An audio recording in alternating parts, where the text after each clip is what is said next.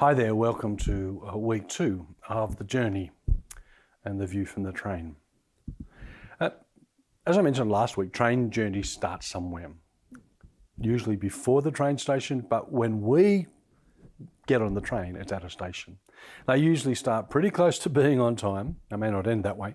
And I love getting on the train a little bit early and watching everybody get on and sorting out their luggage and getting to their seat, then settling in. I wonder if Abraham had the luxury when he started out his journey to have a sit and think about it first. Listen to where we're introduced to Abraham in Genesis 12. Now the Lord said to Abram, "Go from your country and your kindred and from your father's house to the land I will show you, and I'll make you a great nation.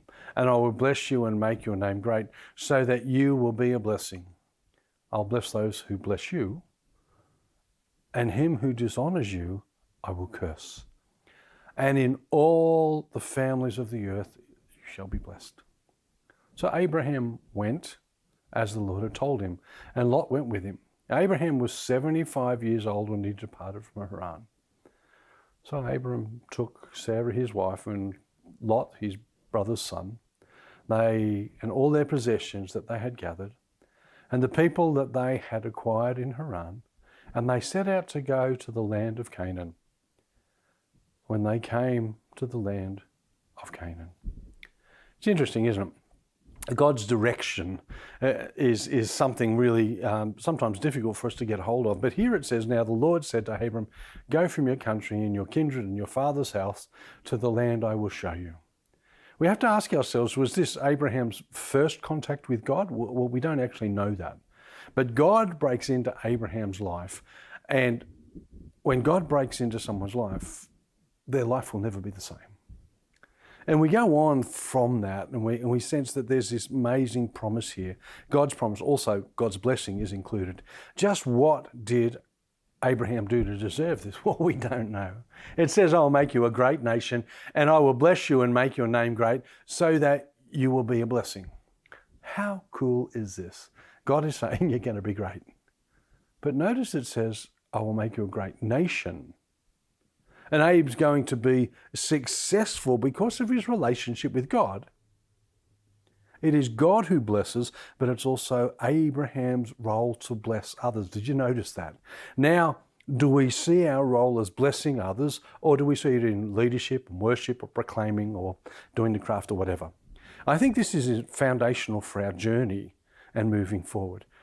Blessing others is a primary task for us as Christians. In that passage, God provides the protection and promised success. It says, "I will bless those who bless you, and who dishonors you I will curse, and all of the families of the earth shall be blessed." Wow. Okay, we bless others, and God blesses those who return it to us. If they don't, he deals with them. It's not our job to do the dealing with. That's up to God. Our job is to bless, and he can deal with the rest of the stuff.